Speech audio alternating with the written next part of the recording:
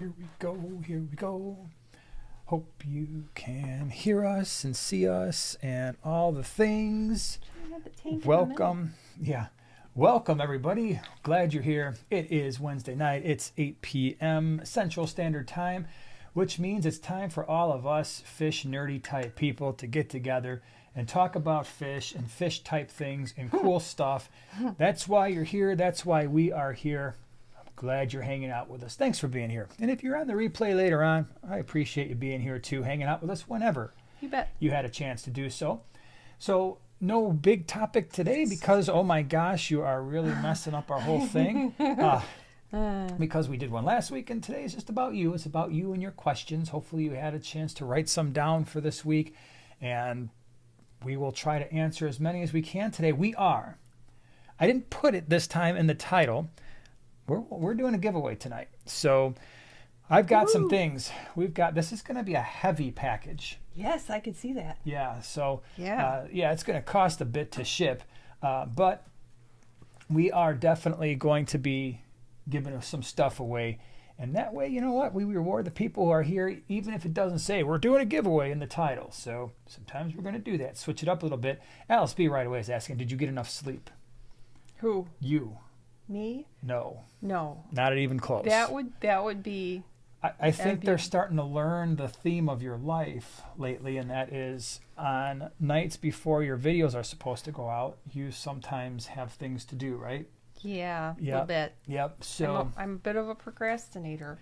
Yeah, except this time and the slow editor. This time it kind of creeped into my life. I mean, you really kind of interfered with my sleep last night because you had some things you wanted to finish up. There was no sleeping last night. Yeah, so I'm also a little tired, but not as tired as you because you did stay up later making sure everything was finally finalized for the video that went out this morning. Though. Which fun. We will talk about in a few moments.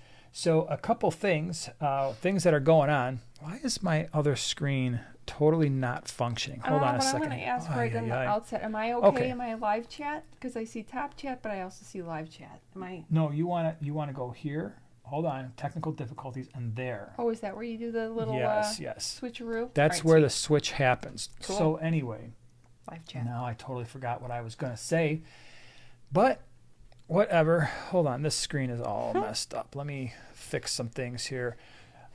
What's going on? Swishy's Gaming says, hey, I just spent the last 2 hours watching her plant videos. Whose plant videos?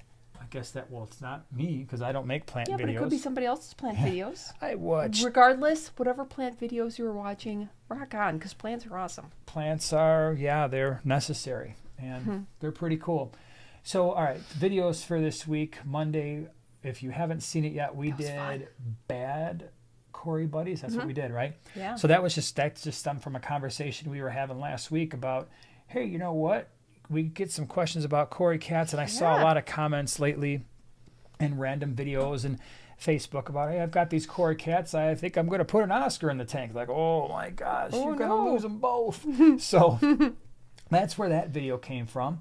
And then today, tell us about today on the small scape, because today was kind of a big deal. I'm sure some of you are aware. Oh yeah, that was really super fun. All right, so anyways, Aquatop. And their handle over at Instagram is Aquatics.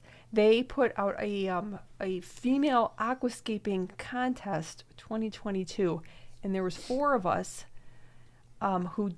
we received the same tank, and it's the same tank that we have in the kitchen that I've scaped a number of times. I really do love that tank. It's the Pisces Bullet 5-gallon, really cool. And so they sent us each a tank to scape, and then it's kind of a competition. You can go over on Instagram and also their Facebook page.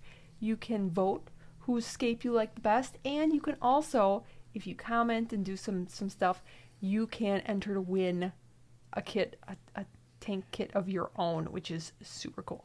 Yeah, and it was really awesome because the group of people we were calling it a collaboration, not a competition or contest, because it's just a group of cool people hanging out. And these are people that we are friends with. I mean, I consider them all personal friends, and we really enjoy being together in those Aquashella times and whenever we get a chance to hang out. I was kind of consider me to be like their fish mom or their fish aunt or something like that. Well, not do. John and Lisa. No, Lisa, but I would probably be like her older sister.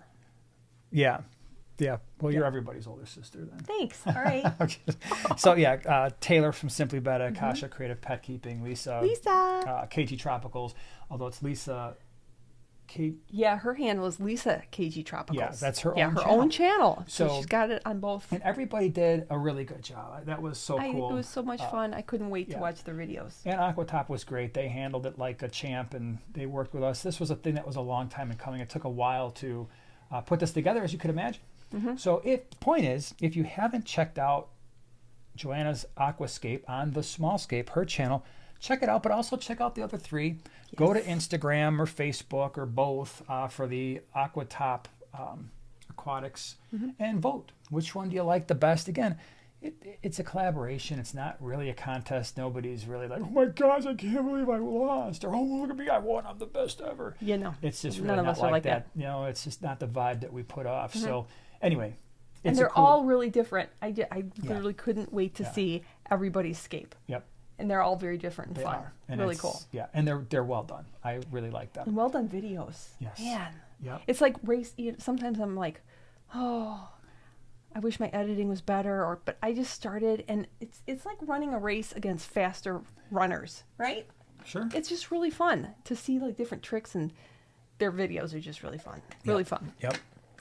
Also wanted, before we get too far into this thing, thank you to all of our moderators that are here. Lisa's here. What? What's up? We were Lisa? just talking about you. Oh my gosh, Lisa. Lisa, Mary Page, Dave from Iowa, Lynn is here. I think I saw Wendy earlier. Really? And yeah, we got James is here. We got a whole bunch. We got a lot of people in here with the Blue Wrench doing what the Blue Wrench people do. They help make this thing happen and keep it all fun and watch over everything. So thank you for that. We really appreciate it. A couple other things we want to mention before we get too far in. Fish Fan 20 Gallon Long, thank you for being a member for 11 months. I hope you found your time worth it. You're awesome. What 20-gallon community fish, if any, like to eat duckweed? I acquired said duckweed hidden in some plants I bought. Write that down. So it's a duckweed question for Fish Fan 20 Gallon Long. We're going to answer that one in a minute. And then Jason, thank you so much for becoming a Primetime or Primate. Primetime partner. Appreciate it. Glad you're here hanging out with us. So, yeah, so today you did that. The whole Pisces 5-gallon aquarium competition Aquascape collaboration, which was really cool. Tomorrow on Primetime Aquatics, we'll have our members video. Friday, we've got our normal video coming out on Primetime Aquatics. I've still got about 2 or 3 ideas that I'm really psyched about. Don't know which one I'm going to release. That's a little movie quote. I got 2 or 3 really good ideas right here in this book that I'm really psyched about. Apparently, all he's got is vegetables. Yeah. So we'll see who's got that too one. vulnerable. Peaches, no. Fruit. Kids are already vulnerable.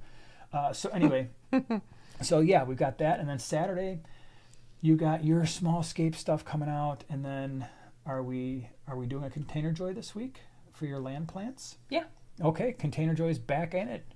Going full steam because it's spring/summer. Yeah. So Container Joy, if you're into land plants, right? So that's the land plant different thing. That's like garden decor. Got nothing to do with the fish tank world. No. So anyway, that's what's happening there. Things coming up. Oh, you know what? Sunday we have the swap. We'll be at the Greater Chicago Cichlid Association, GCCA swap. In, what is it? Is that Northbrook? Yeah, that's Northbrook. Yeah, Northbrook, Illinois. I already put out the messages on Instagram and Facebook. Check it out, gcca.net. We'll be there. The fish that we're bringing are already live and up on the website. If you are going to be there and want to pick up fish, it's best to pre-order because a lot of the stuff sells out before we ever step in the door.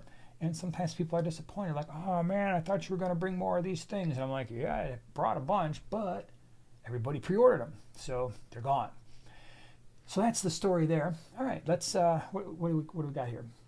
Want to talk about some things? Yeah, for sure. All right. There was. I actually grabbed a couple here already. Dang it. And I just lost it. Wait.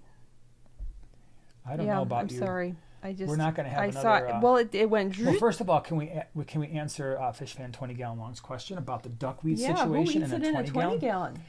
Well, let's think about this for a second.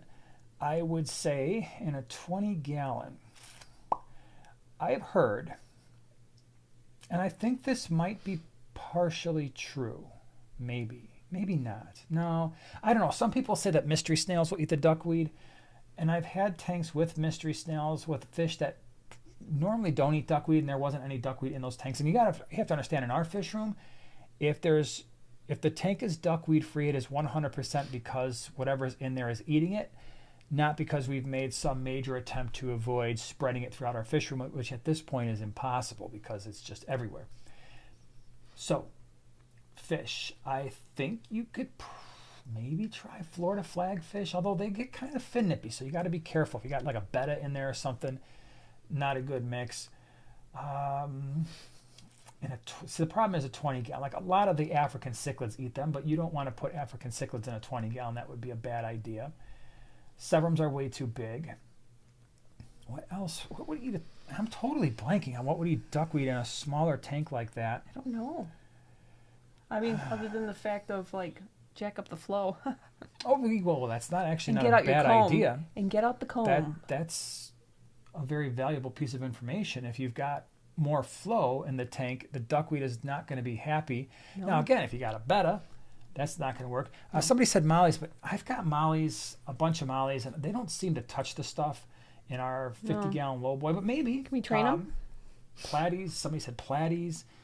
Again, in our platy tank, they don't seem to be, maybe it's just there's too much of it, not enough platies, but we had a bunch of mollies. We had like 100 mollies in our 50-gallon lowboy at one point, and they didn't bother with the duckweed. They're like, I'm not eating this stuff.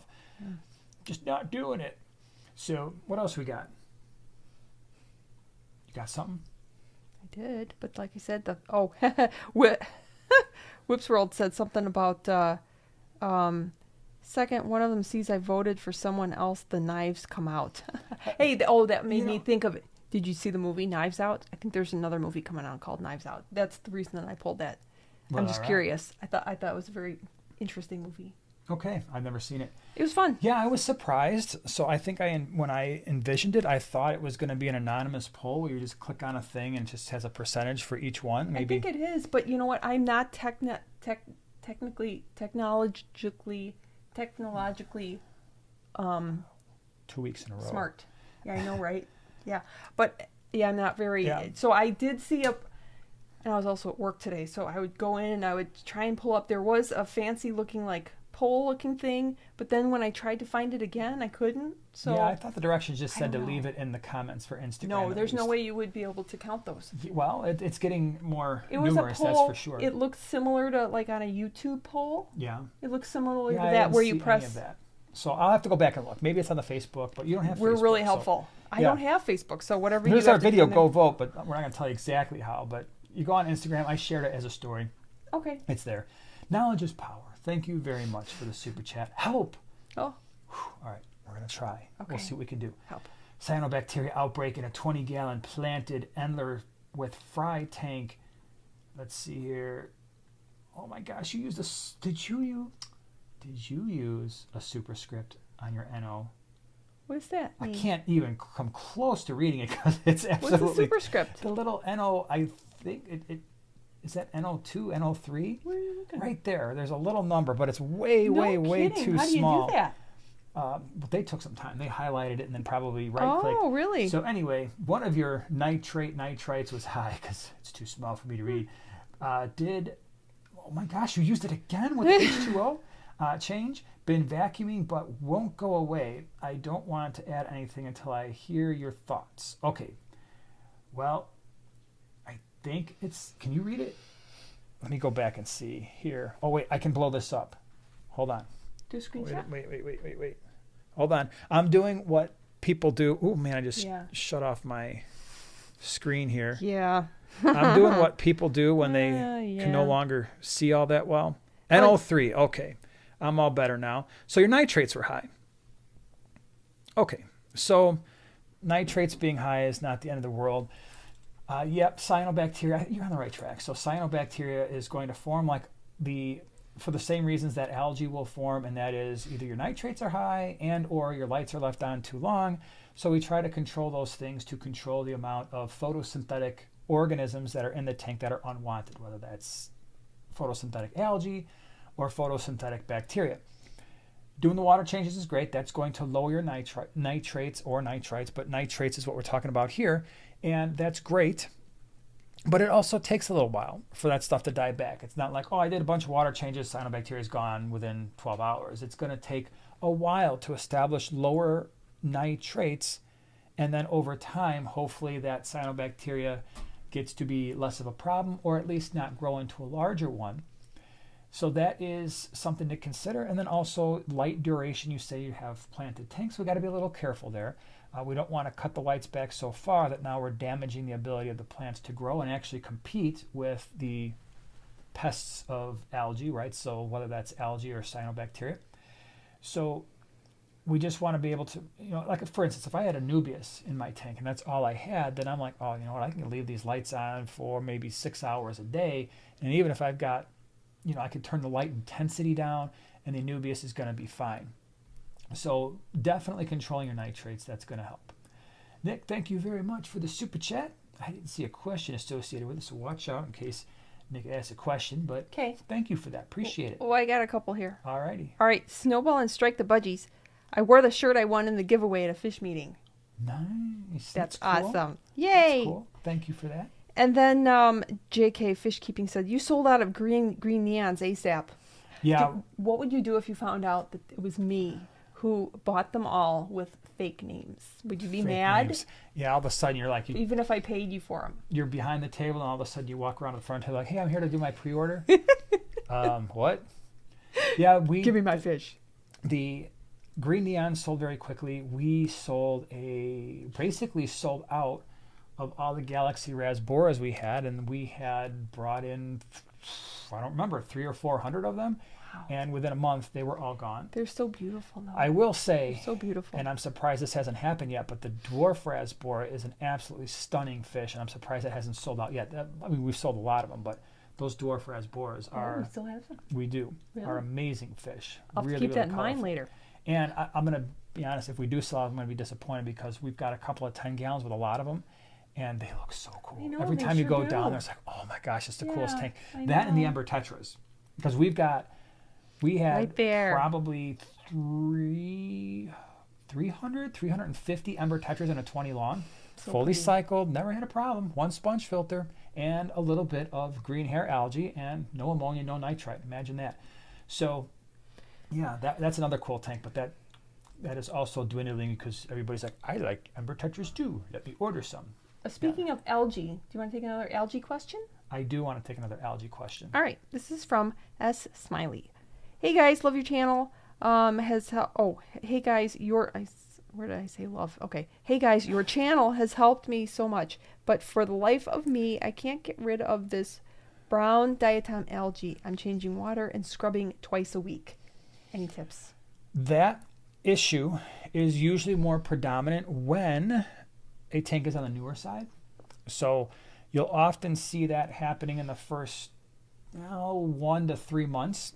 So if that's the case, sometimes that brown diatom algae uses up some of the minerals in the tank, especially if maybe, I know most of the gravel and sand is inert, but if you added rocks or anything in there, I do think it likes to grow in those first few months, and then it often will not be as predominant after that point.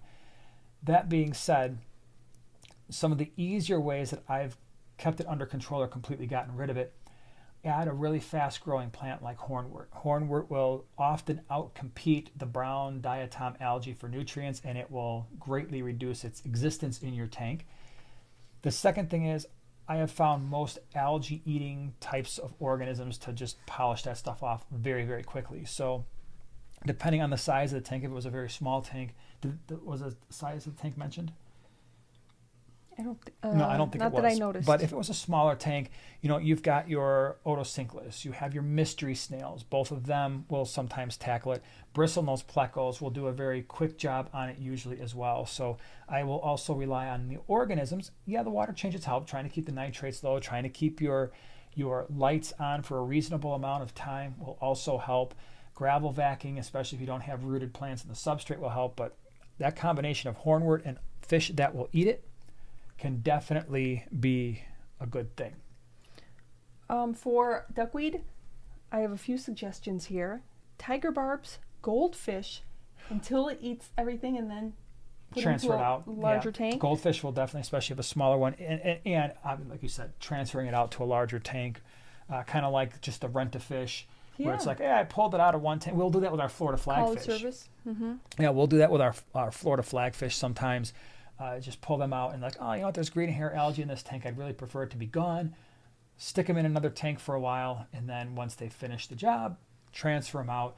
And usually do a good enough job to, as long as we're doing our part and keeping water parameters set properly and the lights, the green hair algae doesn't come back quite as fast. What about apistos, cacatoides? I personally have never seen them eat duckweed. At least the tanks that I've always had, the duckweed has been there. So I never saw that be something that they ate. Mm-hmm. What else we got?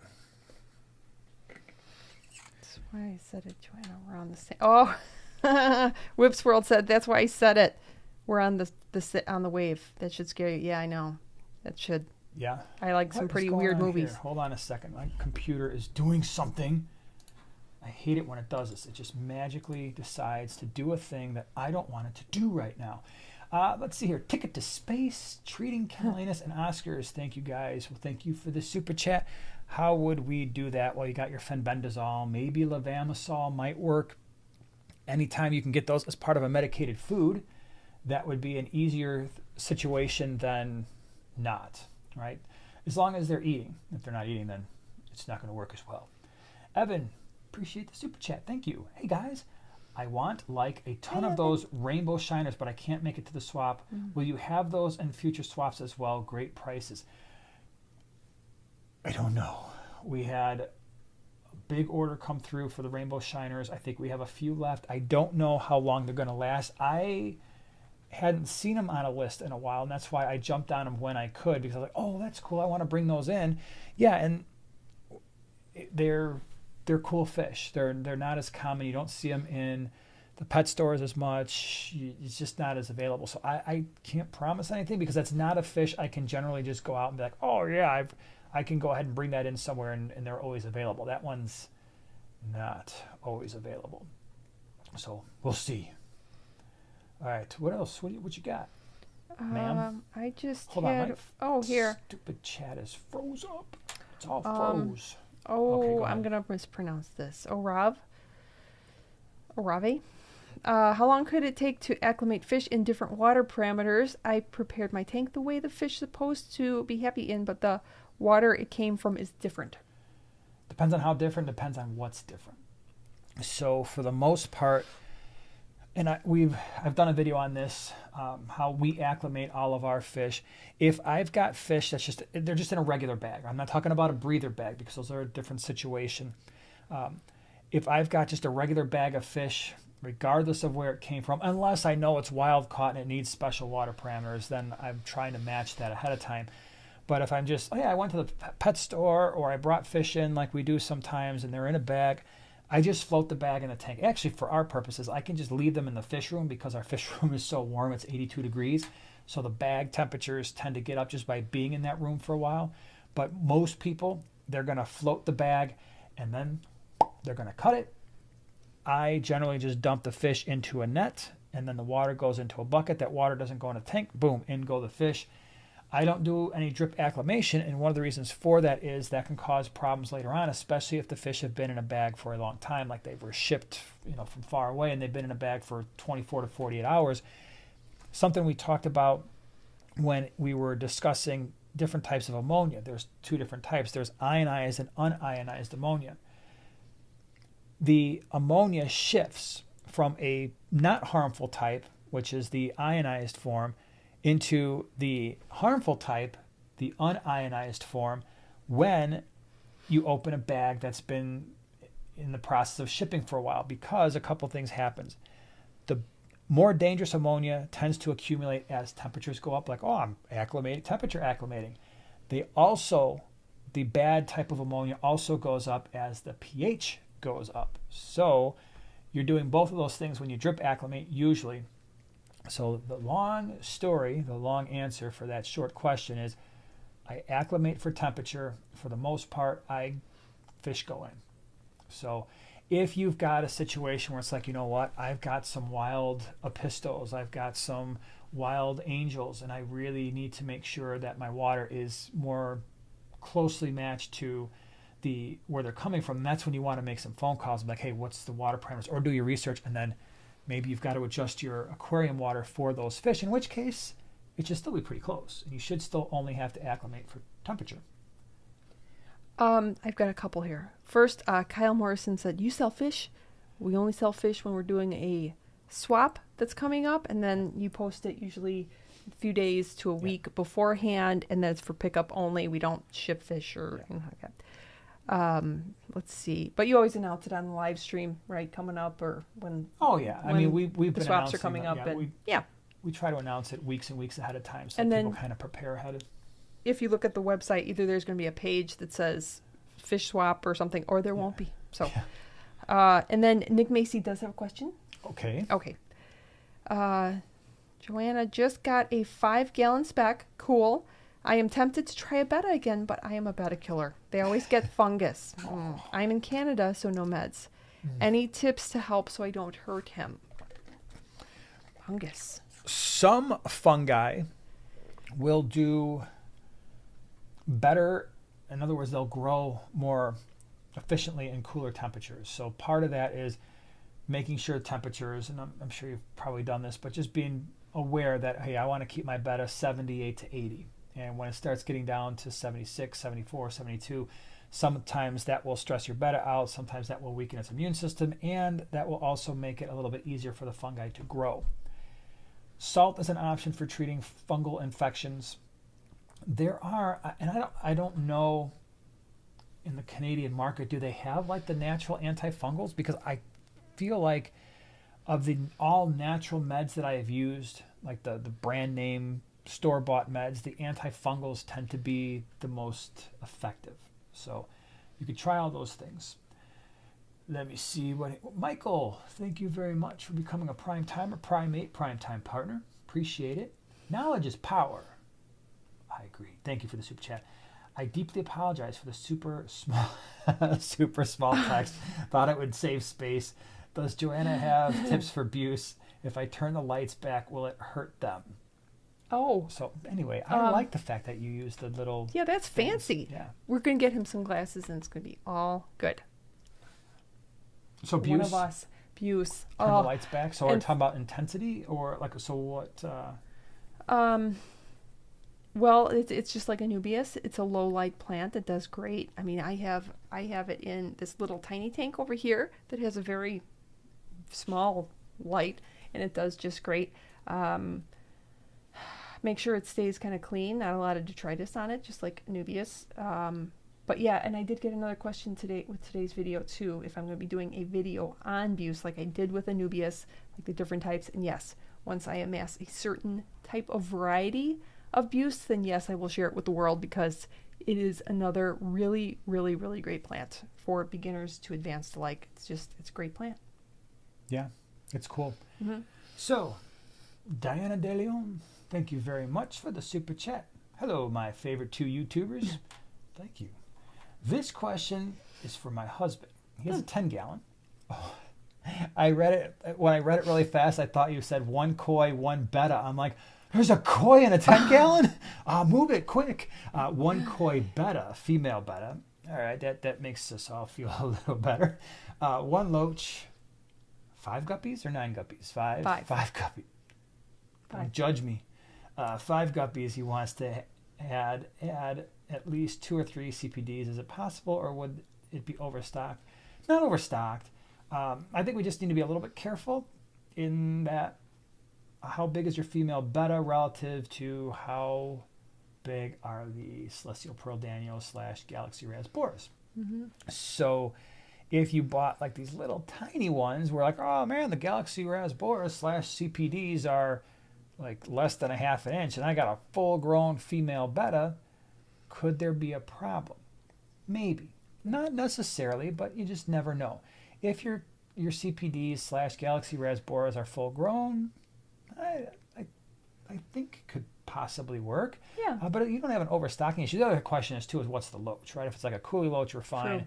If you're like, and not that really loaches go after, CPDs, but if like a syncrosis or something like that, like bird mori, it's like, we got to get that loach out of there because he's gonna do some things.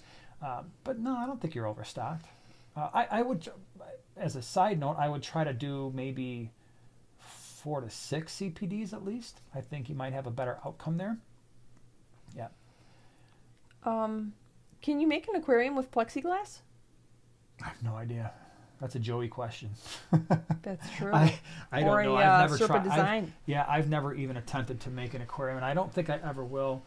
I've thought about trying to do like the big, gigantic plywood tank, and I'm like, so in my brain, I'm trying to make sense of this. I don't trust myself to do that. So you'd think I'd be like, all right, let me try this out in a small way. But at the same time, like, I don't want to waste the time making a small tank. I want a gigantic one. So my thought was someday, if we ever get the garage in a position where we can actually put stuff in the garage, that's not just stacks of various things, it would be cool to do a giant plywood tank out there, because then if it leaked, the water would just travel out of the garage, down the driveway, and into the street, and then eventually down the drain. Just all neat and tidy like that. Yeah, that's exactly what would happen. It wouldn't explode and put thousands of gallons of water all over everything. It would just gently leak, just gently drain out into the environment and be perfectly fine. Same with like water changes and stuff too, right? Yeah, water changes. We never drip any water on the floor. It goes from the tank directly into where it's supposed to go, into the drain. It's never ever happened where we accidentally spill water on the floor or overfill a tank. So I have no idea about the plexiglass. Yeah.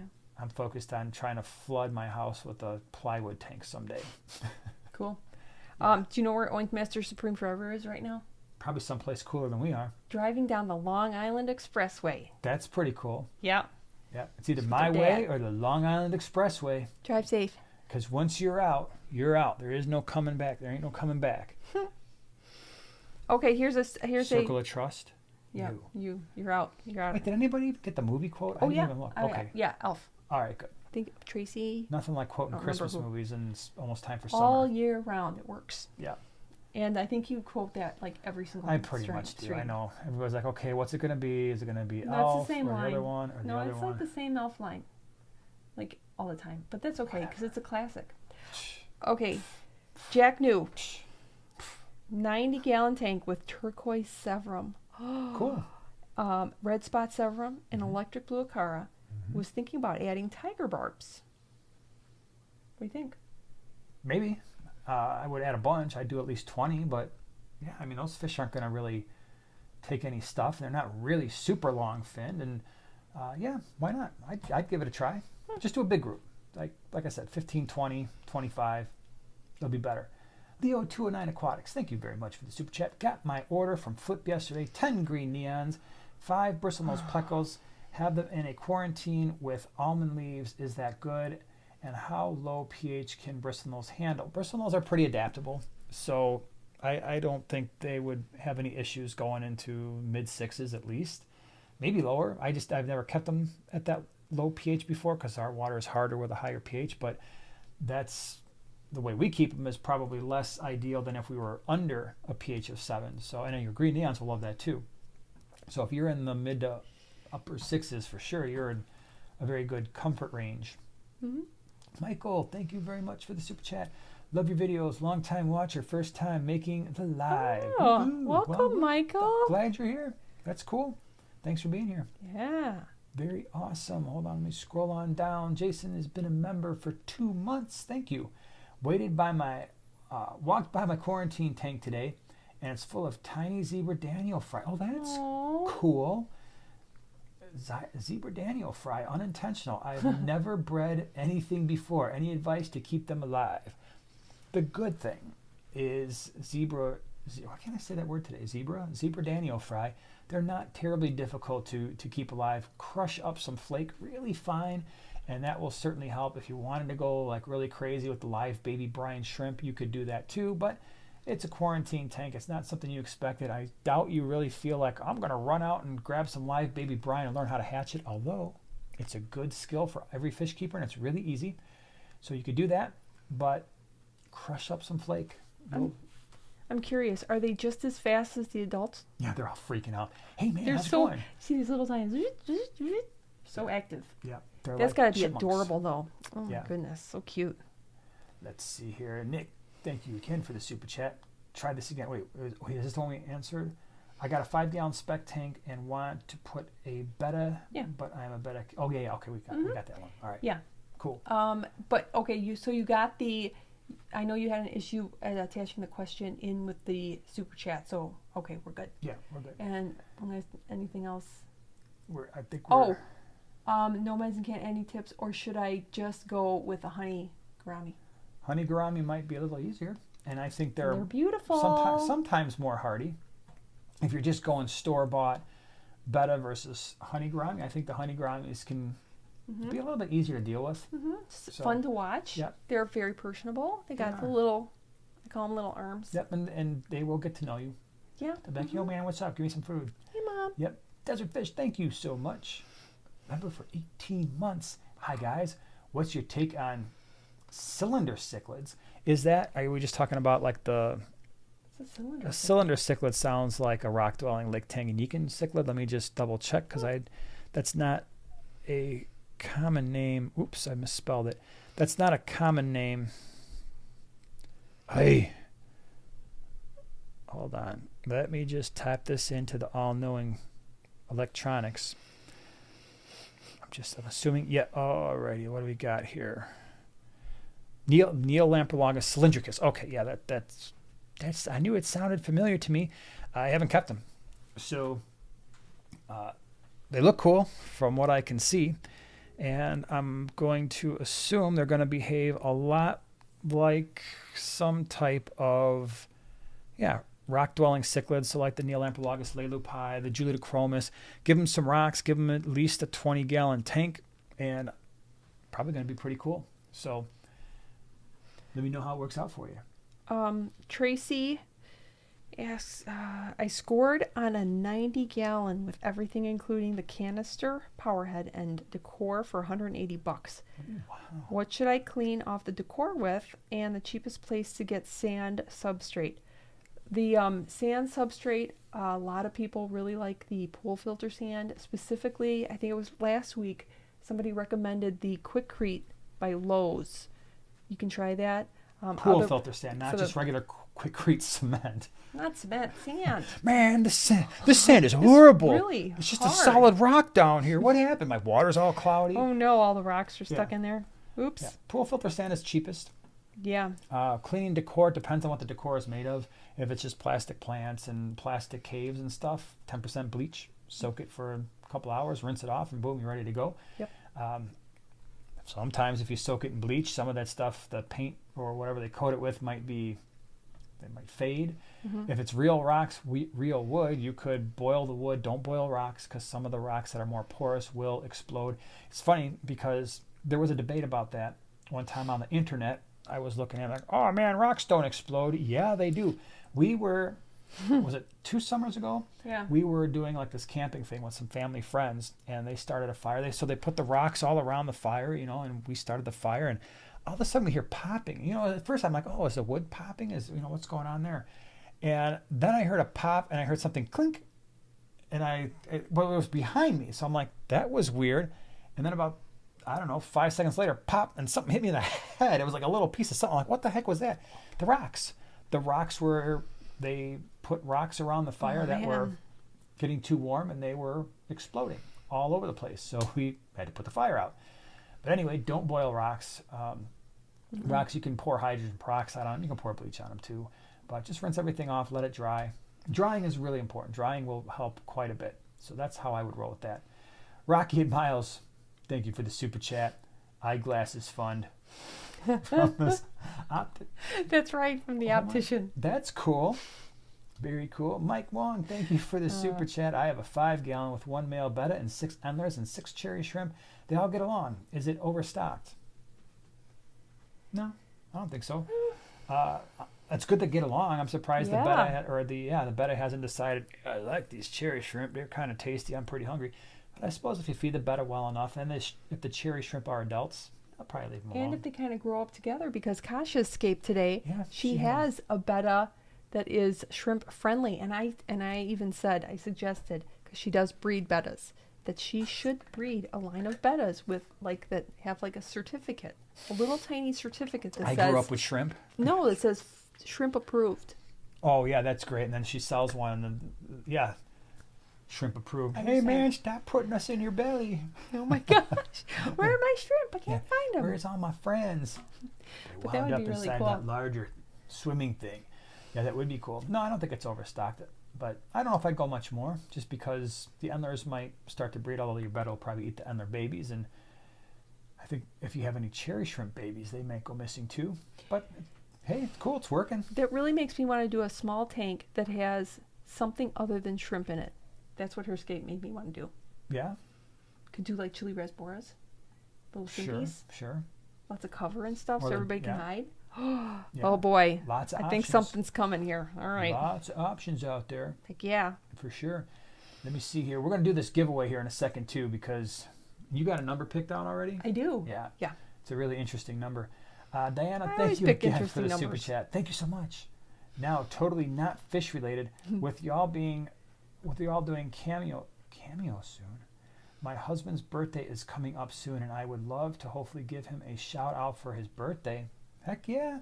That would be fun. Shouting out? Are we talking April birthday or are we talking May birthday?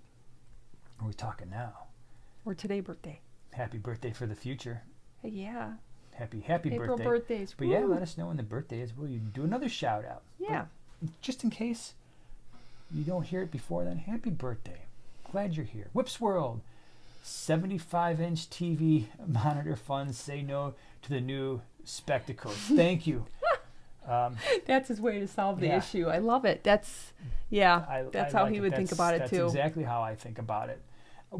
So I probably told this story before, but when I was on Ohio Fish Rescue's live stream, I walked in. I am not kidding you. They had like probably a 75-inch screen right there on the wall, and you're only like 4 feet from it. So they got like the green screen where they sit, if you ever watch their live streams. And I popped in when I was at the OCA last year because they're only a few blocks away. So I walk in, I'm like, wow, this is the greatest thing ever. The chat, there's no way I couldn't read it. You could basically blindfold me. It was still so bright. I'm like, oh, this is so cool. The only weird thing is I was also on a 75-inch screen, so I was like 10 times bigger than I normally am. So it was kind of crazy that way, but thank you. Appreciate it. Madison, thank you very much for the super chat. Nothing to say, but again, if all right. Madison has a question, just keep a lookout for that. Okie dokie. Just in case. And then Jeff H. has been a member for 2 months. Appreciate it. Howdy, fish people. Counting down to Aquashella Chicago. Ellen and I are looking forward to meeting everyone, YouTubers and followers, our first fish event. It's going to be cool. So, yeah, we haven't talked about Aquashella in a while. We got Dallas coming up first week of August. Mm-hmm. Chicago is, I believe, the first weekend in October. Can't wait to hang out with y'all. Glad you're going to be there. So yeah, that's going to be awesome. It's going to be cool. It's definitely worth it. And Whips World's been a member for 7 months, too, now. Been hanging with us for a while. That's pretty cool. Rock on, Whip. If we went to a Halloween party dressed as Batman and Robin, I'd go as Robin. That's how much you mean to me. That's classically awesome. That really says something. I thought without knowing what he was going to say, I thought you were going to say you were going to go as like Catwoman or something. Yeah. Why would that pop into your mind? I don't know. It'd just be like weird, something weird that Whip would say. No, but that's really meaningful. He would let you be Batman. Yeah, and he'd have to wear the Robin tights and everything with the green pullover underwear. Okay, so here's my question. With them they're redoing all these movies, okay? Yeah. When they redid the new Batmans like 150 times, how come they never did one with Robin? Like the old TV show. They never did one with Robin, did they? Well, they just scrapped Robin. Kind of like he was a sidekick, but yeah, he was a so sidekick. What? They could make it cool, like Holmes, Watson, Poirot, and Hastings. Just throw in Robins. All just right. My thought. Might as well. At least it'd be original at this point, right? All right, Madison. I found a question from Madison. Cool. Okay. Hi, you two. Here from Canada. Hello. Got a Cycle 20-gallon planted tank moved out my betta, stocked with 6 panda cories and 10 glow tetras. What else would you add? Schooling fish centerpiece idea. Hold on, 6 pandacories and 10? It's a 20-gallon. 10 glow lights, right? Is that what I heard? All right, so the betta shipped out, stocked with 6 pandacories, 10 glow tetras. In a 20? Yeah. Looking for a centerpiece. Or schooling fish. Or schooling fish. And or. So you got the 10 glow lights. That's pretty cool. You could do pretty much any of your other neon types. So your standards, your blacks, your gold neons, your green neons. For your schooling, you could do the larger rasboras, the harlequin rasboras, the brilliant green rasboras, pork chops. You could, so centerpiece. I'm a big fan of peacock gudgeons in a 20 long, especially with that combo. I think that would be really, really cool. And you could easily do 4 to 6 of those with a lot of color. So they would serve your centerpiece sort of thing. Glow lights, pandas, maybe a dwarf gourami. Sometimes they can be a little bit hit or miss with the cories if they decide, I don't like cory catfish, get away from me. Honey gourami would be a safer bet. What else? If you wanted to do something more cichlid based with a little bit of personality, maybe you do like some type of ram. Lots of different types: German blues, electric blues, yellows, standards, Bolivian. You've also got your pistogramma. You could do a pair, but then you got to worry a little bit about them breeding and having the whole situation where the glow lights are trying to pick off fry. But lots of really cool pistogramma that are potential options. We have a fish in the fish room right now, which is the checkerboard cichlid, which is an amazing fish. And we've got some young ones that are about 1 inch, and even at around 1 inch to 1.25 inches, they're already starting to show color. So check out the checkerboard cichlid. Those are some options. Speaking of 20-gallon tank, Jolie wants to start a 20-gallon tank. What is everything that's needed to start the tank? So generally speaking, with a 20-gallon or more, you either have to have a really sturdy piece of furniture or a dedicated stand. And I opt usually towards the dedicated stand because a 20-gallon tank is going to be around 200 pounds or so. Figure 10 pounds per gallon with all the gravel and rocks and water and all that stuff. But then it's pretty simple. I mean, pick out your decorations, your gravel or sand, whatever you want, fake real plants, rocks, caves. Need some type of filter. I think for a 20-gallon, a hang-on back filter that's rated for that tank is sufficient. A heater, light, most likely some type of thermometer. I personally just like the ones you get for $1, and they just kind of suction cup to the glass or they float. They tend to be the most reliable, and they're pretty cheap. Or you can get the ones that just stick on the side. Sometimes the easiest thing to do, especially if you're just starting out in the hobby, is just get the kit tanks. I know it's kind of like a beginner thing, but they include pretty much everything you need except for the decorations, because they'll also come with a net and water conditioner in addition to those things I just mentioned. So that's did I forget anything? Heater, light, filter, thermometer, stand, all your decorations. Substrate. I know. Yes, that's true. Nick, thank you for becoming a prime time or primate prime time partner. Glad you're here hanging with us. Appreciate it, man. Member for 2 months, Anna, thank you very much. Howdy. From Oklahoma. That's cool. We were in Oklahoma on our way to Dallas last year. That was fun. 2 questions. 1, any thoughts on Fritz Marison Oxy? Yes, I like it. That stuff has saved me more than one time when I have had fish that have been like, oh, what is this cloudy stuff that's growing? When I brought in fish, the green neons, especially when I first brought them in, there was something going on. I mean, they were just, some of them got patches on them and it was spreading. I threw that in the tank and it went away within a couple of days. So I like it. It is one of the meds. I didn't mention it the last time, or in the video, or in like the must-have meds, because I think I mentioned Marison 1 and 2. But Marison Oxy, I absolutely have that stuff on hand all the time. 2, have you ever had fish have an allergic bad reaction to meds?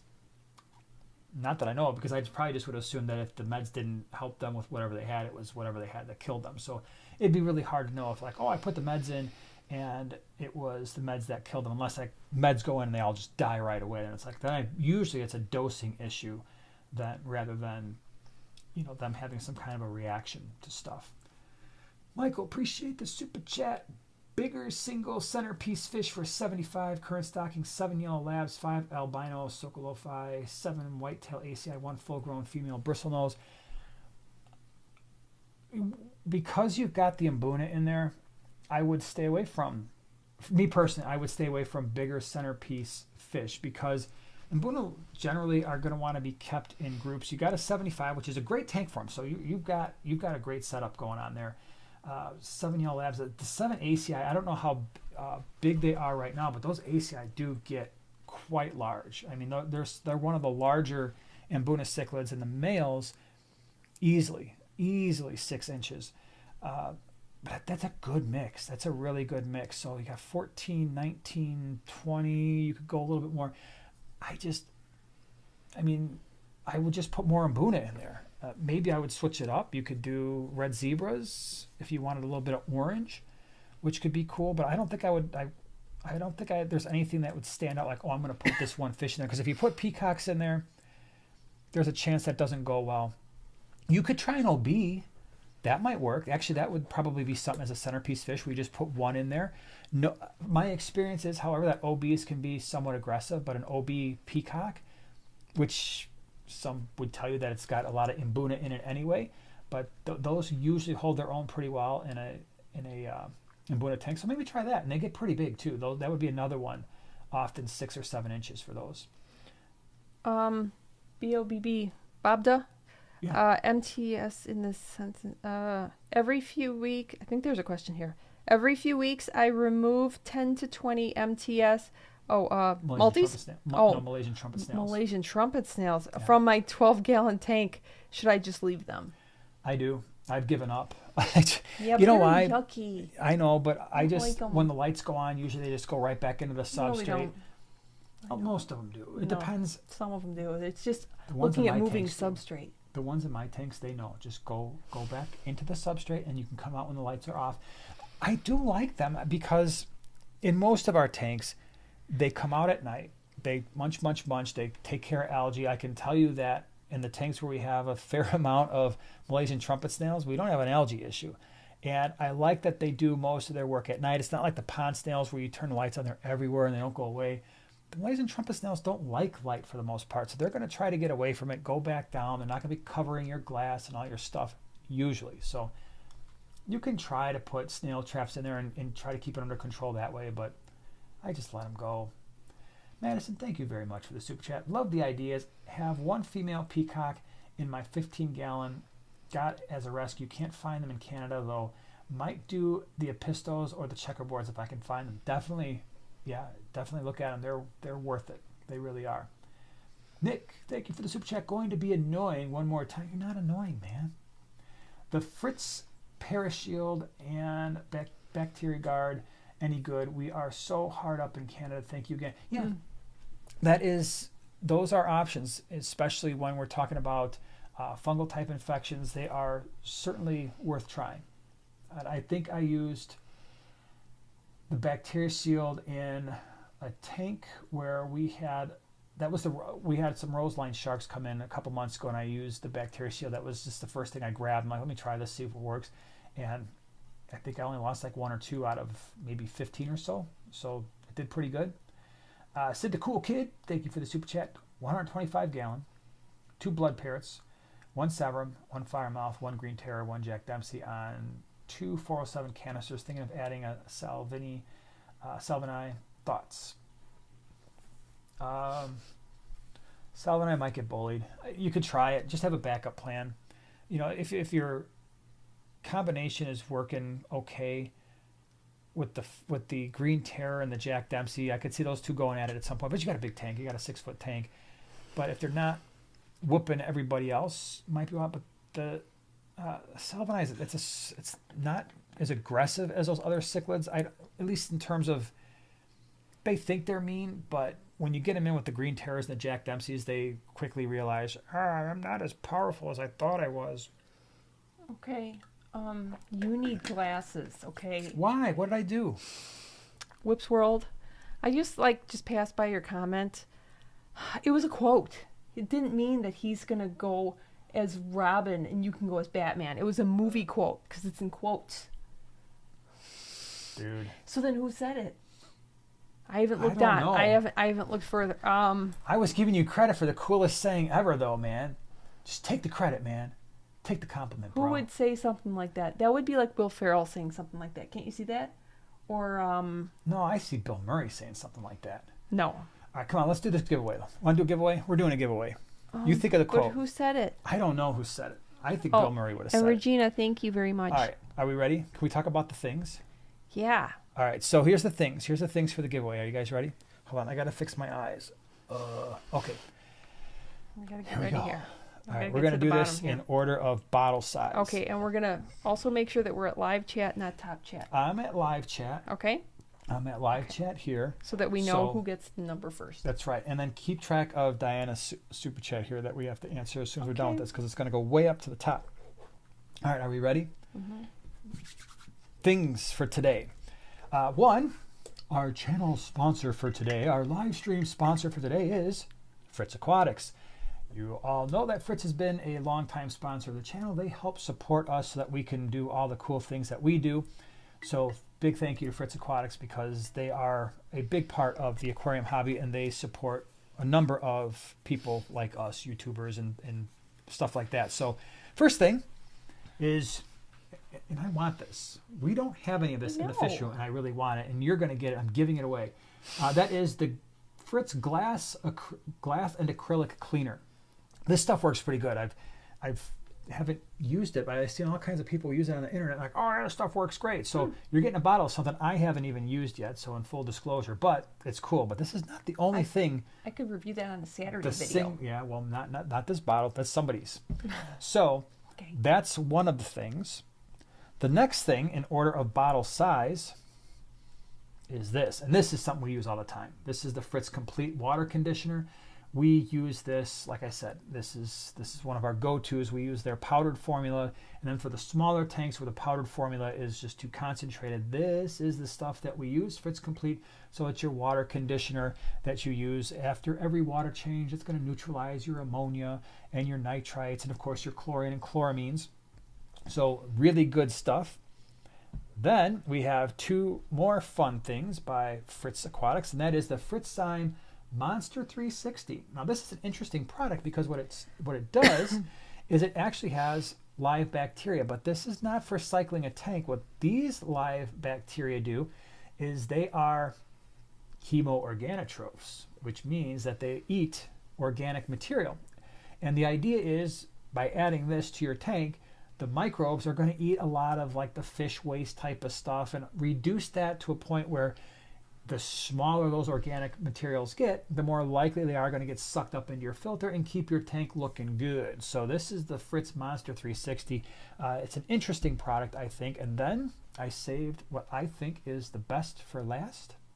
By the way, one winner is getting all four of these bottles. The coveted Fritzzyme 7.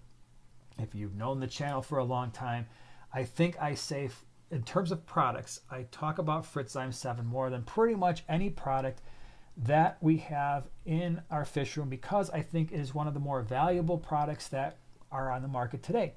It solved a lot of the, oh my gosh, my tank didn't cycle, I just lost a bunch of fish. Fritzzyme 7 is live nitrifying bacteria. What that means is it's got the bacteria that do the nitrification process. It goes, the microbes will convert the ammonia that comes from the fish, convert that to nitrite, and then they have the other types of microbes in here that convert the nitrite to nitrate, and then we do the water changes, or we have live plants for regulating nitrate. This, for us, is something we always have in the house, in the fish room. It is the reason why we are able to put the fish in tanks right from the start. Now, I am not saying go out there, oh, I got a 20-gallon tank, put your Fritzzyme 7 in and fully stock your tank. You're going to have a problem if you do that. But if you're smart about the way you start your tanks, you add this. Every tank that you've seen in our fish room that we've just like, hey, Joanna aquascape the tank, and now we've got fish in there right away. You know why? This is why. Because this allows us to add a small number of fish right from the start, and we don't have any issues, right? We don't have the ammonia spikes, the nitrite spikes, so that time where it's like that first 3, 4, 6 weeks, and you're like, oh, dealing with ammonia. Oh, dealing with nitrite. Oh my gosh, I've stressed out my fish. And now because of the bad water quality, they're getting sick. We avoid those issues. So the winner is getting all 4 of these wonderful things in what's going to wind up being a heavy box. So if you win, just do your workout before it arrives at your door. Now, the winner is the person who, hold on a second here, I'm going to start typing in my thing. The winner is going to be somebody who picks a number between 1 and 20. Go! All right? 1 and 20. First person who gets the number Joanna's got written on the thing is going to be the person who wins the thing. Oh, stop. Already done. Wow. That was the fastest ever. Yep. So we're already done. And I think we can confirm the same person here. All right. So it's the easiest one ever. It was the easiest one ever. Fish Tank Dad, congratulations. Number 1. You were number 1. Smitty Werber Jagerman Jensen. That was my line. I was so ready to say He was number 1. Yep. Fish Tank Dad is like Smitty Werber Jagerman Jensen. That's right. Yep. You were number 1. Wow, that was so super fast. That was really fast. Yeah, Congratulations. I know, right? I wish we could All right, just let's get some more stuff from the giveaway area. Thank you for playing today. Wow. So, Fish Tank Dad, here's the story. Here's what you need to do. You need to email us at primetimegiveaway, all one word, primetimegiveaway at yahoo.com. Send us your shipping information, your address, and we will get this stuff out in the next couple of days. So that's how we're going to roll. Thank you. Thank you for playing. Appreciate your participation in everything. So, just so you know, what? That movie quote, remember I said it sounded like something Will Ferrell would say? Yeah. It is. Blades of Glory. Yes. I did see that movie. Yeah, that was a good one. I get a point for that, okay? Wick. Wiki. Yeah. That was when Napoleon. That was with Napoleon Dynamite, right? When he was like, "I made a movie. I made another one, but it wasn't as popular as the first one." Then he never did Have you ever movies. heard him like talk like regular, like just on a talk show or something? It's a liger. It's only like my favorite animal. He talks like that. It's so funny to see him. Yeah. So funny. Yeah. So what did you do this summer? I spent the summer in Alaska with my uncle, hunting wolverines. Okay, anyway. Okay, you done? Yeah. All right, remember there's super chats. I know. Diana? Rains Property Preservation, thank you very much for the super chat. Trying to breed longfin blue-eyed male and red longfin female. They are not even touching or trying to do anything. Any ideas? Well, hold on. Trying to breed longfin blue eyes, red. What kind of fish? So hold on. Are we talking about what's coming to my mind right away are bristlenose plecos? But I don't know what type of fish. So you don't have to do another super chat. Just can you look out for a follow-up? I just want to know what type of fish, because that will help me answer the question. So just want to make sure. Plecos. Yeah, okay, plecos. That's kind of what I thought. They can take time. So it depends on how large they are. I mean, if they're full-on grown, then usually it's pretty fast. But if they're anywhere less than, let's say, 3 inches for males, maybe 2.5, 3 inches for the females, it might take some time. I always, when I really, really want to breed, I will occasionally feed them some frozen bloodworms and just kind of get them full of protein. That can help. So, but sometimes they just take a while, and it's very frustrating. So to give you an idea, my super red bristlenose plecos, I purchased them. I got a group of them. They did not breed for almost a year. And then when they did, they had like 5 batches of fry, and then they stopped again. And I saw eggs. Unfortunately, the male kicked the eggs out a couple weeks ago, but they're just, sometimes they take time. I've had longfin green dragon plecos in a 26 gallon bow front. They haven't bred ever. And I've had those things now for a couple of years, and they won't breed for me. So patience. All of a sudden they'll just be like, hey man, we decided that breeding is fun, and we're going to do that now. Okay, what about Diana? Hold on, I'm trying to find. Okay, in the meantime, where did it go? Me has a question. What is the bushy floating plant in the front corner of the tank behind Is you? that why you were turning around? Yeah. I thought you were going somewhere. No. Hold on. It depends, because they're all kind of bushy right now. A lot of them, we do have Sylvinia in all of the tanks, but then, well, this one is a bunch of plants that I did not use in the scape that I put out this morning. Right there in this quadrant here. And then over here, this is the wasser tang along the middle, which is now extended to the top of the tank. But yeah, basically it's a lot of salvinia and some, I think I've got some Amazon frog bit. And that's what you got, huh? Yeah. So, I did answer Diana. So that was just one when I was looking at your electronic devices, it was coming up. Oh. But I think we're caught up on all the super chats to the best of my knowledge. But Fishfan 20 Gallon Long left us a game over sticker. Game over. Yeah. Thank you for that. Thank you very much. All right, what else we got? Tell me a story. Tell me what is going on. Oh my goodness gracious me. My thing just skipped all over the place. This is a fun question. This is from MNC Aquatics. Is there a way to tell a common pleco from a bristlenose when they're juveniles? Not easily for me. Probably because I haven't kept a common pleco since the 1990s, early 00s. So I don't have enough. When I see them in the store, I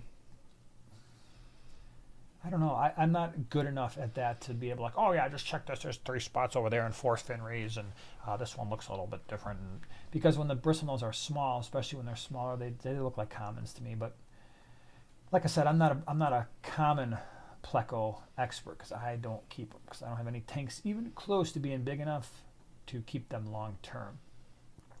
Alex, thank you very much for the super chat. Best filter optimization for Penguin 350. I'm running AquaClear 70 sponge right now. So what I generally do with the Penguin 350s is I just use my hang-on backs for mechanical. So I just stuff all kinds of filter floss back there, and that seems to do the job. If you want to use the sponge and the filter floss, that's fine. Because the water is kind of coming up from the back side, I guess ideally you'd want to put the sponge in the back and the filter floss closer to the front, I suppose, just to keep it from clogging the filter floss too fast, because the sponge you can just keep re-cleaning. So it's not like an AquaClear where you're stacking from bottom to top, where in an AquaClear you'd be like, okay, I'm going to put the sponge, then I'm going to put some biomedia, or I'm going to put my filter floss, and I'm going to put my biomedia on top. For the Penguins, because the way the water runs, it's kind of coming from back to front theoretically, but there's not enough. It's not laid out the same way where it's like you can try to do. Okay, I'm going to do my sponge, my filter, so my sponge in the back, my filter floss, and then I'm going to try to put biomedia if you're using that. That's the best way to do it, but it doesn't necessarily work out as easily. Madison, appreciate the super chat. Sorry for all the questions today. Hey, questions are why we're here. @Bobda wanted to know, how do you grow algae for your algae-eating fish? Oh. I know how we do it. Leave the lights on. That generally does it. Yeah, I'll do it. Yeah, leaving the lights on and making sure and getting those nitrates up above 20 parts per million, up closer to 30. You probably grow some algae. I saw a question that I really wanted to answer. And it was Jennifer's question. Jennifer said, I love Geophagus. Any I could keep in a 4-foot 75 gallon, any chance for Cernamensis? Yeah. That's a 4-foot tank for just about any Geophagus is going to be fine. The Cernamensis get big. The they're Cernamensis, Altifrons. They're going to get big, but our Altifrons is, I don't even know how old that fish is at this point. Probably 7 years old, maybe, and it's maxing out, or at least right now it's, gosh, I don't even know. With the fins, it's hard to tell, but maybe 8 inches, 9 inches. So they don't grow very fast. So a 4-foot tank is fine for one, as long as it's not like overcrowded with a bunch of other fish, and we're not keeping a bunch of other cichlids in there that are just going to fin nip it. Because the Geophagus, other than the Geophagus brasiliensis and maybe the Steindachnerai, a lot of the Cernamensis types, they're not all that aggressive, and so if you put them in there, sometimes with other cichlids, they can get bullied a little bit, fin nipped, and then it's like, well, I've got this really beautiful fish that's supposed to have great fins, and someone else is nipping at them, which can be frustrating. You got something? Let's see. JK Fish Keeping says, any interest in trying blasting sand? Questions for me. Well, I've heard a lot of people like it. I'm just more concerned that it's a little rough, abrasive. So if you have anybody on the bottom of the tank, yeah, But- I usually Sorry. like top fin. Black Don't you sand is my have a favorite. bag of that in the garage? Of the blasting sand? Yeah. Isn't that the bag that broke open? Yeah, but I think we still have two. So yeah, the bag haven't was tried holding it down yet. the bag of sand was holding down the heavy bag Right. that the boys were using, and then somehow the bag of sand broke. But we still have at least half a bag of that stuff, so plenty to do a tank. I have not researched it. I do know that a lot of people do like it. Doesn't Mary Page Flynn, I think, uses it a lot. So people who use it, they swear by it, but I don't know, what. They say swear words about it. No, they swear about it. They swear They like to it. They like it. They swear at it. My gosh, it's a I family love you. channel. Yeah. I love you. Ava says, if my parents let me, I want to get a 20-gallon tank with 1 honey gourami and 4 panda cories and a mono shrimp. Is this good stocking, and what should I feed them? Well, first of all, I think you should show your parents that you're here watching a live stream about fishing, that you're committed to the cause and the lifestyle. Nice. So 20 gallons, a nice size tank. I love 20-gallon tanks. I think they're a great size for a beginner. So they're big enough where you can keep a lot of different types of fish, and still small enough where it's going to be relatively easy to care for. Honey gourami is great. 4 panda cories is wonderful. A mono shrimp, I don't see why that would be an issue. So I like it. You've got space for more stuff, right? So as you settle in and as you get those fish together, like, okay, this is cool. You'll still have space for maybe some type of a schooling fish, smaller ones, like neon size. It doesn't have to be neons, but the schooling fish that are going to be around an inch and a half or so. And we can talk more about that if you get this 20-gallon set up. But yeah, I like it. Now, in terms of what do you feed them, that's a good question. They're not picky eaters, the panda cories and the honey gouramis. So with that, at least initial stocking, you could do flake food. We feed the Northfin flake food, but most flake foods are going to work. For the panda cories, they would certainly appreciate some sinking pellets, some smaller ones. You don't have to feed them very heavy. There's not that many fish in there. The Amano shrimp generally like algae.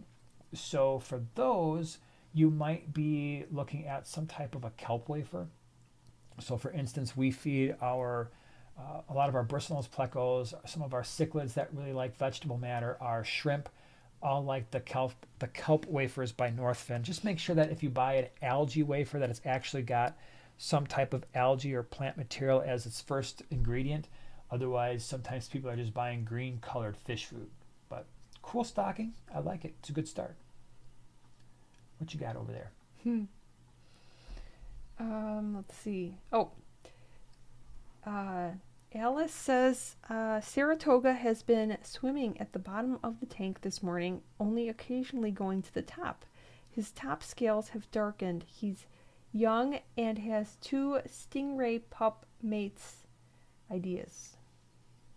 Stingrays? I don't know. Is this I a don't know stingray? anything about stingrays. I've never kept one. Yeah. I know nothing about them whatsoever, unfortunately. Confirm if that is Yeah. a stingray that we're talking about. Yeah. TB, I okay. have 2 20 talls. Has nearly the same footprint as a 10-gallon. Yeah, the 20 talls are interesting. A lot of people use the 20 talls at swaps because they can keep like small angelfish and discus, and it's a pretty cool display for those taller bodied fish. But yeah, it's an interesting tank. Not very easy to find either. So usually if you've got those, you accumulated them from some time in the past. Whips World, I'm telling you, can you have like your own show or something? So funny. So anyways, James, let's see. It appears that Whips World said that he can't not grow algae, right? So then James pointed out that wasn't a double negative, so that means you can grow it, which rock on. I'm with you on the double negatives. You got him. So so then Whip responds, yes, James, it grows like my lawn after a 3-day rain. All right. Yeah. Love it. Sometimes when algae is happy, it's happy. Alluring Aquatics. Anyone have recommendations for an inline CO2 diffuser, Fluval 207, planted 40-gallon breeder. See a lot of mixed reviews on life of product and efficiency. So I haven't done CO2, so if you can help out Alluring Aquatics with the whole CO2 situation, that would be very nice. Kim's here. Oh, hey, What's Kim. up? It's been a while since you've popped in over in these parts. Hope you're going to the GCCA this week, and this time get there before, like, I don't know, 12:45. Yeah. Anyway, what midwater fish could I combine with Cypochromys leptosoma and Petricola in a 6-foot 150-gallon? So wait, are you converting the 150 now to a Lake Tanganyika? Yeah, I caught that. Where are all your peacocks? Or now you have two 150s. Have sand and fieldstone outcroppings from the Petricola cats who breed occasionally. So we're doing Cypochromys and the Petricola in the 6-foot 150. And you want more have you thought about doing any of the rock dwellers? Just with all that rock work, that would be so cool. You've already got the open water, right? The Cypochromys are so cool. The Petricola are probably eating the fry, right? So I'm imagining you don't get a ton of fry survival with the Cypochromys. But what about all the rock dwellers? What about like the Julidochromis ornatus, the Transcriptus, the Leilupi? We'll give you the orange. I just think with that rock work you have in that tank, that would be such a cool thing. And you could do in a 150, you could easily be like, all right, I'm going to do a half a dozen Transcriptus, I'll do a half a dozen ornatus, I'll do a half a dozen Leilupi. They're going to hang around a lot of the rock work, but occasionally they'll get out and about. You've got tons of options over because of that 6-foot 150. You've also got all the feather fins, which are open water swimmers. So start looking at the ophthalmotilapia. They're expensive, not as easy to find. Sometimes you'll find them at the swaps. If you try to go to a pet store and find the feather fins, you're going to pay through the nose. I wouldn't do that. But the Furcifer rosebas, we've had those. Those were really interesting. Sometimes they can get a little bit rough with the Cypochromys though, because it's like, hey, you're sharing my open water space. But yeah, you've got a lot of cool options. You know, you've got the Calvus. That would be pretty cool. It's kind of like that predator sort of look. Compressiceps. And then what else? I'm trying to think what we have in the 125. But yeah, you got some options there for sure. What you got? What are you laughing about? What's so funny? I don't know. Life sometimes is funny. It is funny. Keith, thank you very much for the super chat. Have you found a type or brand of sand that is best for Geophagus? Blasting sand would seem to be rather abrasive for the sifters. Probably in most. So the pool filter sand has been fine. I've kept them on pool filter sand. We've done the top fin sands. Some of the Carib Sea is good stuff, as long as it's not like the Carib Sea Cichlid mix that's got the broken up pieces of shell and stuff like that. What else? What else were you using? Didn't you do something else besides top fin at one point? But that's the common stuff. Most of the store-bought, like big box sand Carib Sea. Yeah. You use a lot of Carib Sea. They have a nice couple of colors. Like the tank that I did this morning on the channel was the Moonlight color. Oinkmaster, you were asking about that one. That is the one that I used in the scape today. Oinkmaster is the Moonlight that I was talking about. It's very white. And then the one that's more of a deeper tan color, that one is, I want to say Torpedo Beach, maybe? But anyways, yeah, Carib Sea has nice sand. Yeah. Although I don't mind, it's very fine. I don't mind doing the swirl thing with the siphon. Yeah. Kim, one other thing before I forget with the Lake Tanganyikans, I didn't necessarily go down the Brichardi route and the daffodils, only because you know how they are. They breed like absolutely crazy, and then they start getting aggressive. They're going to overrun the heck out of your tank. If I were keeping Brichardi, which you could do, I would definitely be adding in some Calvus or some Compressiceps to keep the fry counts down, because then it might be cool. But you know, when they start blasting through your tank, like, oh, here's 30 fry, and 2 weeks later, oh, here's 30 fry, and here's 30 fry, pretty soon that 150 is just filled with Brichardi, which will look amazing, but your other fish aren't going to appreciate it. Sonny, how do I convince my wife we need a 125 gallon? You just got to be like, look at these 125s. There's just something about a 6-foot tank. If you don't have a 6-foot tank right now, it's just one of those things, like when you go from a 20 gallon, let's say, or a 29 gallon, you get your first 4-foot tank, whether it's a 55, 75, like, wow, this looks big. And then you get your first 6-foot tank, you're like, whoa, this looks really big. I remember I was so excited when we got our first 6-foot tank, even though I had the 4-foot 150, just the 6-foot tanks still look bigger. And I suppose for those, well, I mean, I've seen 8 and 10 and 12-foot tanks, and those are even, as you could imagine, they're bigger. So you just gotta, just make a deal. Be like, you know what? If we get this 125, you can pick out some of the fish as long as they're not stupid, and yeah, it's going to be a great thing. It's going to change our lives for the better. All right. From McCoy, morning from England again. Ooh, good morning to you. Early morning over there. Yeah, for real. I asked you about the brocas on your last Corey video. Have you kept them at all? No, I have not. But they're cool. Yeah. I like them. It says they're cool. I should probably go get some. You should. Corys are cool. All kinds. They're always cool. All right, let's see here. Ava says, thanks so much for the advice. I will try to convince my parents and hope to scape my new tank soon. I hope so too. Yay. I hope so too. Real Madrid.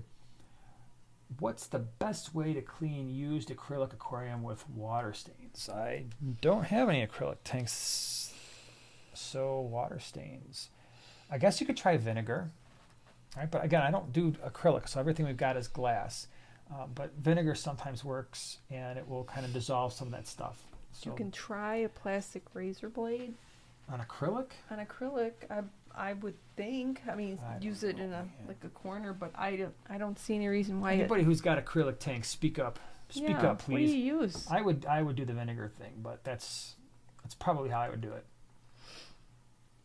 All right, let me see.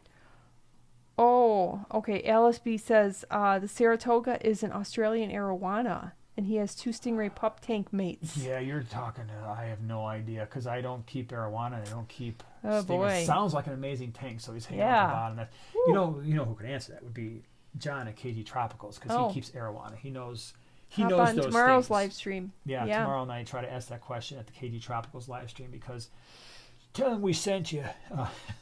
But yeah, I don't know enough about arowana, and I've never kept stingrays, so I'm a bad person to speak up about that. Down Forest, hey, I've got a 40 breeder set up for a month now. Still no nitrites or nitrates, even with 2 doses of bacteria starter on setup. And 2-ish weeks later, any tips to help get it going? Well, it depends. So is our bacteria starter like the Fritz 7 I was talking about earlier, where it's actually there's bacteria in the solution? Because if there's not, I have found those products to be a waste of money. So if the product doesn't specifically state it has live nitrifying bacteria, I'm sorry, it's just, I've used them all of those before, and they've done absolutely zero. So the point is, you'd want to do that. You'd want to add live nitrifying bacteria, and then when you do that, you can, like we talked about before, slowly in very small quantities add fish at the time when you add the bacteria. Now, if you've got ammonia in the tank, I would not be adding fish. Then, in that case, you would, if you've got no fish in the tank, you can add the Fritz 7, or you can add Fritz Turbo Start. The difference between the Turbo Start and the Fritz 7 is the Turbo Start has more concentrated microbes, and therefore it's going to convert that ammonia a little bit faster. But if you don't have fish in the tank, it's not an emergency, so you can just do the Fritz 7. You're welcome, Oink Master. Yeah. We're talking sand. Oh, okay. Yeah. Torch-on, what do you do if you have to go on vacation? Well, we are in a good situation where we leave our tanks in very capable hands. Either we always have someone staying here. So because with this, as you can imagine, with this many tanks, I want people here. So we usually have people here, not usually, we do have people here, and those people are trained on how to feed fish. I don't ask them generally to do any water changes or anything like that. Now, if the boys are here, they just continue on with their regular fish tank maintenance. But if they're not, then the people that are here are just feeding usually once every other day, and just keeping an eye on things. The big thing is, hey, is our filtration running? Even sponge filters, they're not maintenance free. I don't like the fact that people say they're maintenance free. They're not. Sponge filters get clogged. The little air line that goes into the sponge filter, sometimes that gets blocked up and then it shuts down. So I have people that are going back, okay, are all the hang-on back filters that we use, there's only maybe a half a dozen downstairs or so, but are those running? Are all the sponge filters running? Are there any tanks where something all of a sudden looks cloudy? Because I didn't have any cloudy tanks when I left, so that would indicate maybe something died. And the last thing you want when you've been gone for a week is, oh, we had one dead fish that turned into 20 dead fish because we didn't catch that. I'm not so worried about temperatures because we don't run, for the most part, except for just a few tanks as a backup, we're heating the room. So there is a thermometer down there, something that measures humidity. So we're checking that every other day. We're making sure that things like sump pumps are still running and those kind of things. So that's what we do. If I were just not dealing with so many tanks and I only had a couple of fish tanks, then I would probably be looking at the automatic feeders. Ehi makes a good one, like an auto feeder, and you can set that. They tend to work better with pellets rather than flakes, but I would probably set up something like that to feed very small quantities. But fish can go, most fish, not all, but a lot of fish can go at least a few days without too many issues, without eating, some longer. I mean, that's why, if you think about it, you have some fish that get sick and they stop eating. You're like, okay, this fish stopped eating like 3 weeks ago and it's still around. I'm not saying to let your fish go multiple weeks without eating, but if you're just leaving for a weekend, generally speaking, I don't worry about it. JJ wants to know, can sea sand grow plants in freshwater aquarium? Can they grow plants? Well, you'd have to... Are we talking about sand that we're just pulling right out of the ocean? I don't know. Because I don't know if I would do that, only because of the high risk of pulling in some type of stuff. Now, if fresh water, maybe some of that stuff isn't going to remain viable, but man, I don't know if I would. I've never done that. I don't know. I mean, I guess if you're pulling from the beach and the sand itself. Let's just assume there's no fish in there and you're doing a water garden. I would just give it some root tabs. See what happens? Yeah. Yeah, if there's no fish in there, yeah. Yeah. But I would be... That would be really cautious if you're going to try to put fish in there. They really warn you if you're going to be using sand from like souvenir sort of things. Ooh. That you could be pulling in even if you just have it sitting around your house, you can pull in stuff. I mean, there could be bacteria spores in there, protozoal spores. You just don't know what you're getting in that. You could have fecal matter from birds of all kinds, which could introduce parasites that require a fish as part of an intermediate host. I would be a little reserved. You could have like eggs in there for sea monsters. You'll come home and they'll be like a sea monster. Yeah, you could get Nessie in your fish tank. Loch Ness Monster. What was that movie that was really cute? It was sad. I'm sure they're all sad. It was some movie. Oh, it had a name. All right. It was a movie that had a name. That was sad. It was. That's great. Thanks for that. It was like a British movie, maybe Scottish, like in the 80s, 90s. And it was like a Loch Ness sort of like creature, but it was like smaller. So like it was the young like ones. This big, like this big. And it had a single name as the movie title. That's all I know. It was a little boy that found him. He's trying to hide him. He kept him in the bathtub, but then he finally let him in like the Loch Ness or like the loch, and he went to freedom. Anybody know the movie? The only show or movie I know that was British from the 80s was The Young Ones, and that was the guy that had the 3 stars stamped in his forehead. I don't know that. But you're not good with like overseas movies. Time I'll never get back. Season, thank you very much for the super chat. I currently have Oblivion Ram in quarantine for my centerpiece fish. Will they nip my corridors and other tetras for food? Will the ram get along? Well, we're going to find out. I've kept them together without any issues. Oblivion Ram's a cichlid. You never know quite what it's going to do, but the fact that it is coming into the tank after those other fish can help. So my rams, Bolivian rams, have always ignored my cories. So I'm not saying they will 100% ignore yours. The same thing with tetras. They're pretty, the Bolivian rams are pretty easygoing, in my opinion. Yes, everybody guessed it. The water horse. The water horse. Oh, wow. Yeah, Thank look at all these guesses. Yes. Not the young Yay. ones? So I was wrong? We've had a number of movie quotes coming from y'all. Like, I even saw a Large Marge sent you. You know where that's from? I've heard That was it. way back. Pee-wee's Big Adventure. Oh wow, yeah. She was a haven't truck seen that driver, movie in wasn't she? many, Yeah. many. Oh my many gosh, years. that's a funny movie.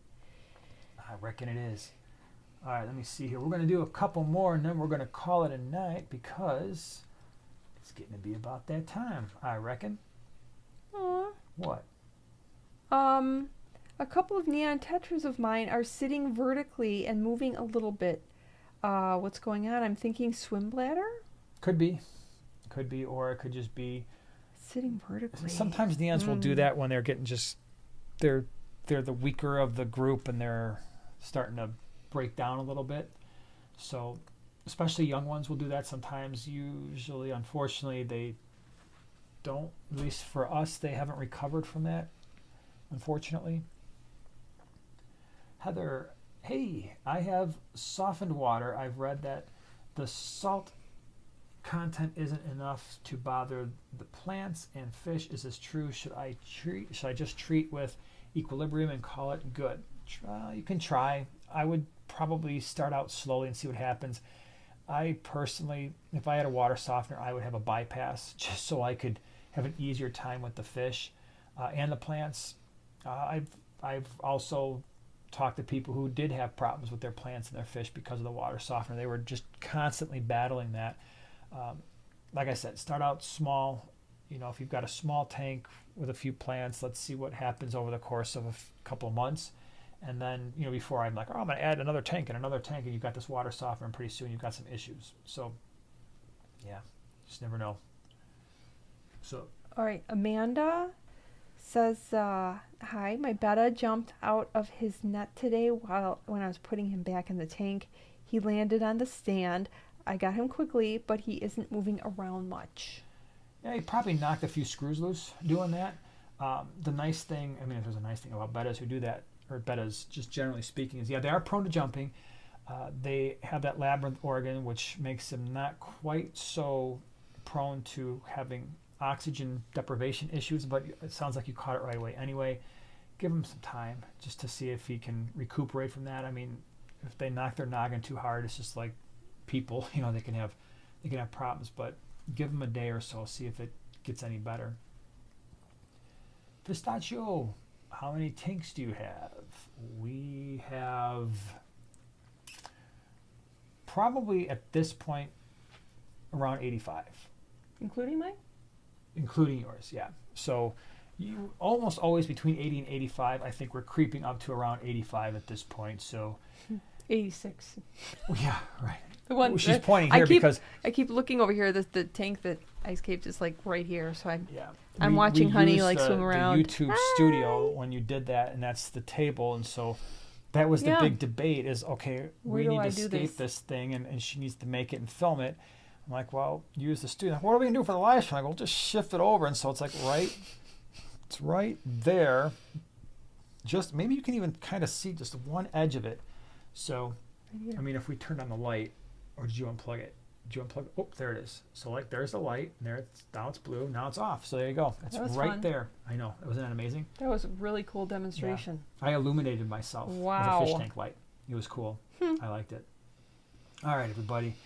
I think we're going to call it an evening because it's getting late and it's getting close to that time. And this one over here has made reasonable amount of sense, even though she started out a little bit on the suspect side. Yeah, anything usually after like 7 o'clock at night, it's kind of 50-50. Yep. So anyway, thank you. Thank you to everybody who came in and hung out with us today.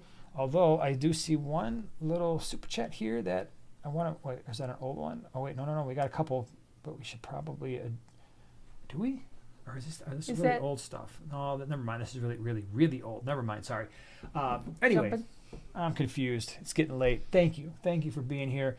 Again, check out all the stuff they did on the small scape with the aquascaping competition collaboration. It'll be cool. It'll give you something to do. That'll be fun.